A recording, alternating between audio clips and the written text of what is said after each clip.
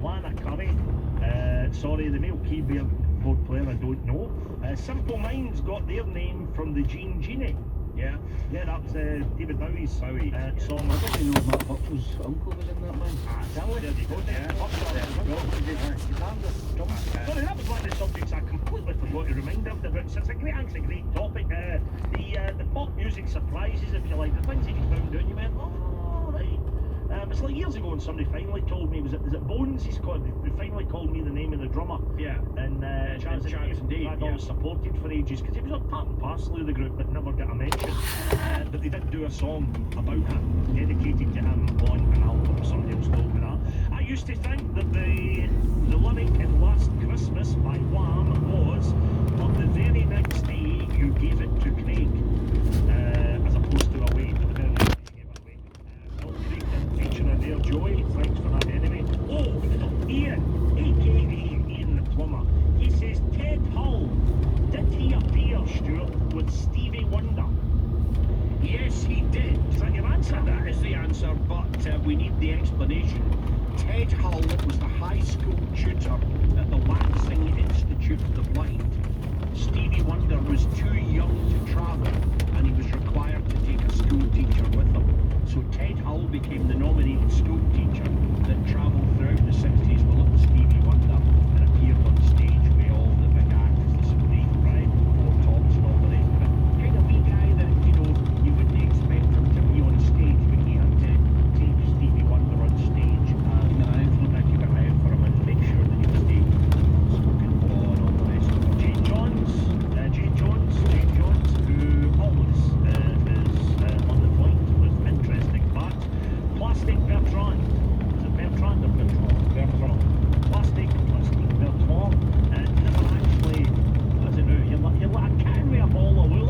Can we have it sit down and produce it? We need a curtain in that screen there because you just get distracted by the game. Who do you really support, Cosgrove? You're really intrigued by the Hearts Rangers game. Well, secret teddy bear who's been obsessing too much on these years. Secret chap. Aye. Right, okay, so what's happening? What caught your attention? Well, there's a set piece for Hearts. Oh, very, very. You're worse than Phil Thompson. Eh? Oh, set piece for Hearts. Went 5 yards by. There we go. But listen, I was wanting your full attention. You'll enjoy this. Right. ABBA trivia. ABBA had to get permission from a fish processing firm who still use the name to this day. So there was a fish processing firm called ABBA, still in existence, and they had to get permission. But I preferred this to Gavin in Edinburgh, who says, if Bjorn and Benny had been called Stevie and Dave, the Swedish band would have been called Arthur. So there you go. If there's anything else about pop, Al Hine, I thought would have been a rake of these. He's just requesting a song so far in today's show, and he says he always likes sending us the label of when he nominates him and been scurrying about the loft. Here's another seasonal song you won't hear in the supermarkets, and he claims that even Cosgrove will toe tap to this one. Run DMC with Christmas in Hollis. Yeah, absolutely. Does that mean Hollis is in Queens, where Run DMC were from, I think. All right. No, I think they might have been originally Bedford-Stuyvesant, but Hollis is in Queens. And this has surprised Mr. Young with songs, and it's on lyrics that may have been misheard, and he knew he was going to get it read out by saying, hey lads, absolutely shocking show as usual. Thank you for that. I always heard 4 calling birds in the 12 days of Christmas. 4 calling birds as 4 calling ducks.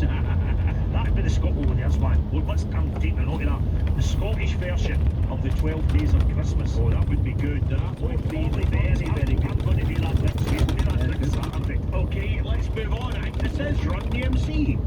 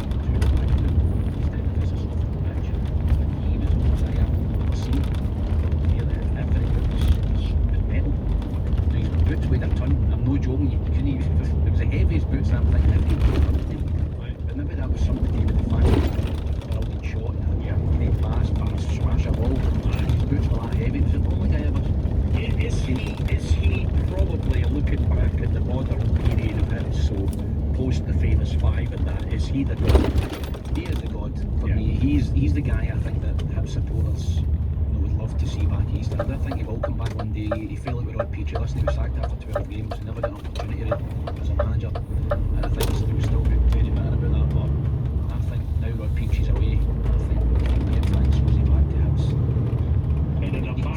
You could sell. I mean, if you had a night with Frank Sosie, you could sell 1,000 seats. You know, he's that big a leg.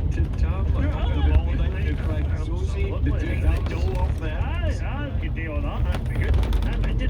Has there ever been a match official in the history of football who's really bothered with what the studs were like to a player coming up? And you know that way they touch the leg up, they just go that. And you go, has it never been pulled? I've never seen anybody get pulled up for that. Or they say, oh wait a minute, mate, kind of like you going with him. Or the guy that goes at the back of the net with a flag and kind of, just never say, by the way, we're needing another 2 nails in here. Exactly. Never seen any issues with that. Ridiculous. Anyway, listen, so much stuff for talk, but I believe we'll come to the top 50 players of 2021. What have you got to get back? Well, birthdays, because each week we wish someone from the world of entertainment or sport a happy birthday.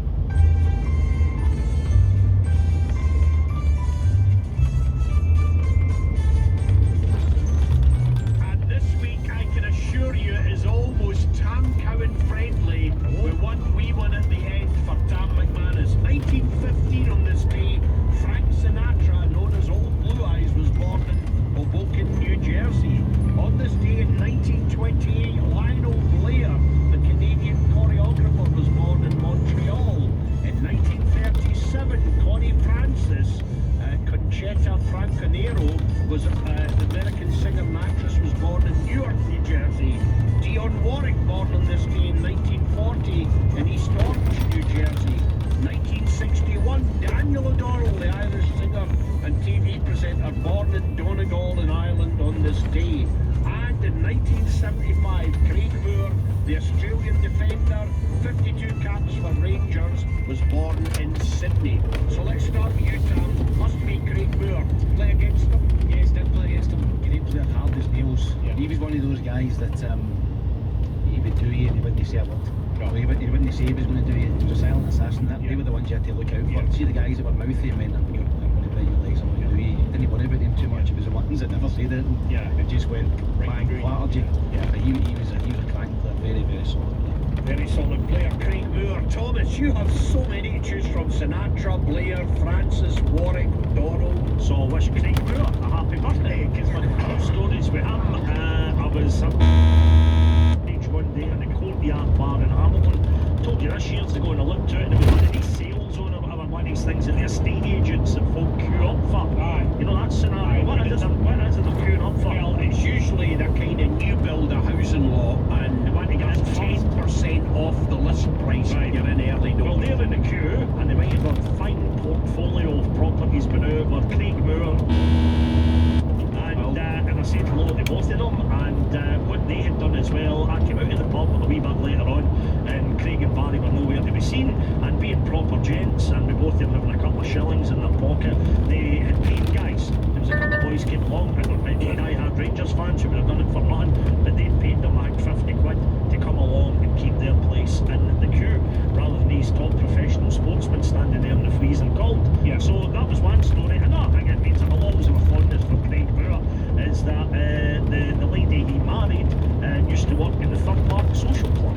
When you've been at many before and after, sadly no longer with us, it's now Club 100, just kind of a bar, a pub, run by Sammy. Hello if you're tuned in, Sammy. But so Craig Moore married a young lady who worked in the Third Park Social Club, and that's why rather than Sinatra, Blair, Francis, Warwick, or even O'Donnell, I'll say happy birthday, Craig Moore. Well, there you go, That's me tell. I kind of thought you would be going Sinatra there. It's too easy. Too easy. That's too easy. Daniel O'Donnell, right? Used to be at school with his cousins, and I'm telling you, there's no word a lie. Daniel O'Donnell came over for what was the World Cup that we weren't a part of, but Ireland were in? America. 94. Came over to his auntie's house in Perth and sat and watched the World Cup, and I watched one of the games with Daniel O'Donnell. As we call him, it's Daniel O'Donnell. He was just a boy from Donegal called Daniel O'Donnell, and I was at school with two Danny O'Donnells. So it was Perth Danny and Bridgeburn Danny.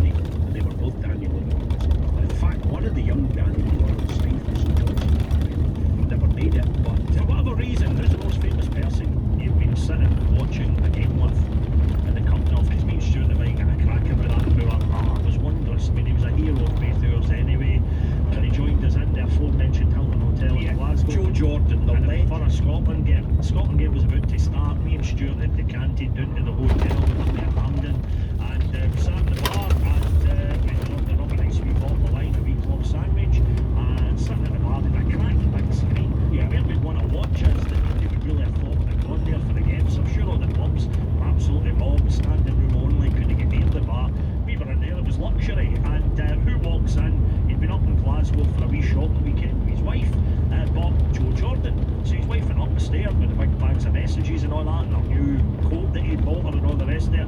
Joe says, I'll nip down and see the football. He'd been on the old telly show with me a matter of 2 weeks earlier. So Joe Jordan came in and said to me, all right, Tams, I was all made up right away anyway, good Cleland boy. And he sat with us, and it was like having our own personal analyst. Yeah, I mean, brilliant. You're watching the telly, Joe said, oh, they're very, very vulnerable left foot.